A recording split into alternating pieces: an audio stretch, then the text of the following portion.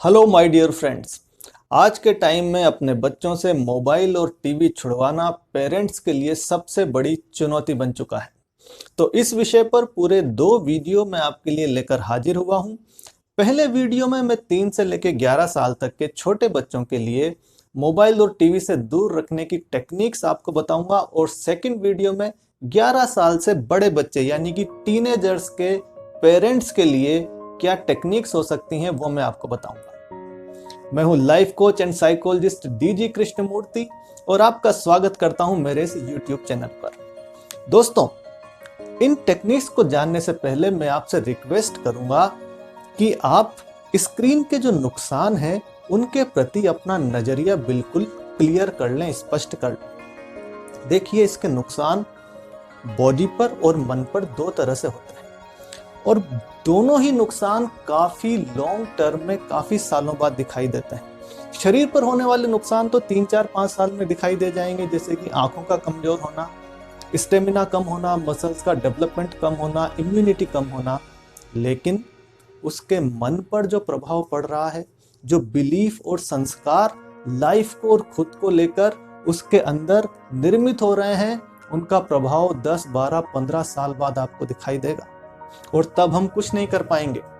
तो मेरी आपसे ये विनती है कि आप इन टेक्निक्स को अपने बच्चों पर जरूर अप्लाई करें, और अगर आपके घर में कोई छोटे बच्चे नहीं हैं तो इस वीडियो को उन लोगों के लिए जरूर शेयर करें जिनके छोटे बच्चे लगातार टीवी और मोबाइल से चिपके रहते हैं। तो पहली टेक्निक है ब्रेक द पैटर्न। जब भी आपका बच्चा मोबाइल या टीवी चलाता है तो उसका एक निश्चित समय है, जैसे स्कूल से आते ही, कोचिंग से आते ही, घर में घुसते ही, या खाना खाते समय, या सोने से पहले, या सोकर उठते ही। तो यह एक मेंटल हैबिट है, एक पैटर्न है। उस सिचुएशन के साथ टीवी और मोबाइल की जो क्रेविंग है वो जुड़ चुकी है। तो इसका अंत करने के लिए आपको सबसे पहले इस समय को पहचानना है, और उसके बाद जो ही ये सिचुएशन बनती है, आपका उद्देश्य यह है कि उसे किसी और टास्क में लगा दीजिए। अगर 5-6 बार आप ये सक्सेसफुली कर लेते हैं तो इस सिचुएशन के साथ उसका मोबाइल और टीवी से जो कनेक्शन बना हुआ है वो धीरे धीरे टूटने लगेगा, और आपकी ये प्रॉब्लम सॉल्व होती चली जाएगी। दूसरा तरीका है मोबाइल कंट्रोलिंग एप्स को डाउनलोड करना। छोटे बच्चों के लिए एक बहुत कारगर ऐप है, वो है स्नैक इन हैंड। इस तरह के और भी ऐप्स अवेलेबल हैं। इसमें होता है कि जब उस ऐप को चलाया जाता है तो कुछ सांप और बिच्छू वगैरह चलते हुए दिखाई देते हैं। तो यदि आपने उस ऐप को चलाकर 5-6 बार बच्चे के हाथ में मोबाइल दे दिया, तो जो फीलिंग बच्चे की सांप छिपकली के साथ है वही फीलिंग मोबाइल के साथ भी हो जाएगी, और वो मोबाइल से दूर रहना शुरू कर देगा। इसे साइकोलॉजिकल कंडीशनिंग कहते हैं, और ये बहुत ही कारगर तरीका हो सकता है यदि आप इसे अपनाएं तो, खासकर छोटे बच्चों के लिए। तीसरी टेक्निक जो कि बहुत अहम है, न केवल बच्चों के लिए बल्कि बड़ों के लिए भी बहुत ज़्यादा फायदेमंद है, और वो है कि अपने बच्चे के लिए आपके ही घर में टीवी और मोबाइल से बेहतर कुछ ऑप्शन पैदा कीजिए। मैं पैसा खर्च करने की बात नहीं कर रहा, मैं कह रहा हूँ कि आप उसके साथ धामा मस्ती कीजिए, आप डबल बेड पर कुश्ती कीजिए, आप पिलो फाइट कीजिए, उसको कहानियाँ सुनाइए, कोई भी ऐसी एक्टिविटी कीजिए जिसमें उसका डोपामाइन ज़्यादा सर्ज हो मोबाइल और टीवी की अपेक्षा।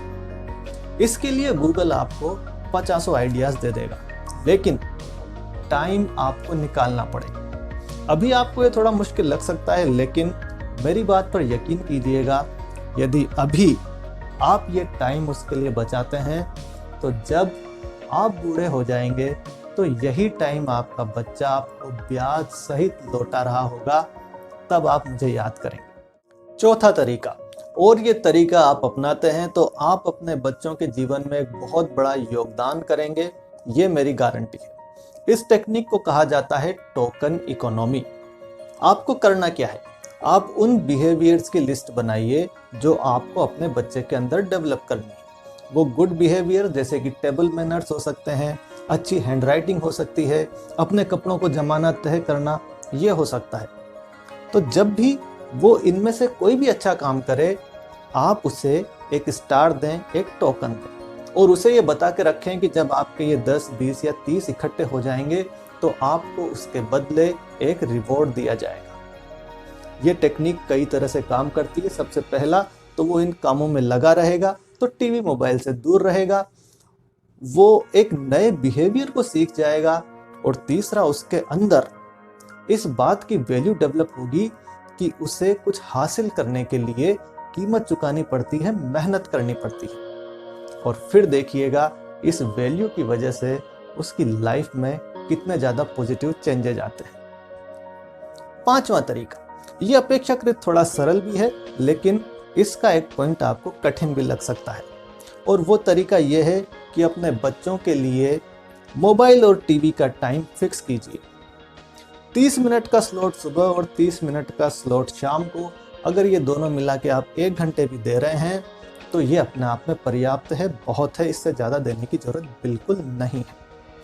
यदि वो किसी दिन इसकी लिमिट को क्रॉस करता है तो अगले स्लॉट में या अगले दिन में आप उतना ही टाइम कम कर दीजिए। और यहाँ पर आपको दृढ़ रहना पड़ेगा, फर्म रहना पड़ेगा। अब इसमें एक बात और है, बच्चे हमेशा देखकर सीखते हैं। यदि आप खुद 24 घंटे मोबाइल आसक्त किए हुए रहते हैं और आप बच्चे से ये उम्मीद करें तो ये पॉसिबल नहीं होगा। आपको भी अपना मोबाइल टाइम खासकर बच्चे के सामने बहुत कम करना पड़ेगा। बच्चे के सामने आपको मोबाइल को दूर रखना पड़ेगा। जब वो घर पे नहीं हो तब आप अपनी ज़रूरत के अनुसार मोबाइल चला लें, लेकिन बच्चे के सामने आप यही शो करें कि देखो मैं भी थोड़े से समय ही मोबाइल को उठाता हूँ। अब अंतिम तरीके पर आते हैं, और ये आपको अंदर तक टच कर सकता है। और वो तरीका है कि आप अपने बच्चे को, अगर वो 5, 6 से लेकर 11, 12, 13, 14 साल तक का भी है, तो आप उसे अपने छोटे भाई बहन की केयर करने का जिम्मा दीजिए। उससे संबंधित कोई काम बताकर रखिए।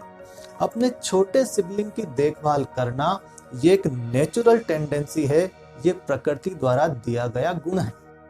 लेकिन आजकल के पेरेंट्स ने इसे बिल्कुल अलग कर दिया है।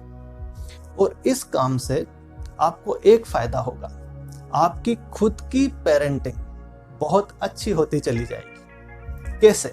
जब आप उसे वॉच करेंगे तो आप देखेंगे कि वो उसी लैंग्वेज में बात कर रहा है अपने छोटे भाई बहन से जैसे आप करते हैं, और यहाँ पर आपको खुद की गलतियां दिखाई देंगी। और तब हो सकता है आपकी आंखों में आंसू आ जाएं कि क्या मैं इस तरह से इससे बात करता हूँ, क्योंकि वो उस समय आपको ही कॉपी कर रहा होगा।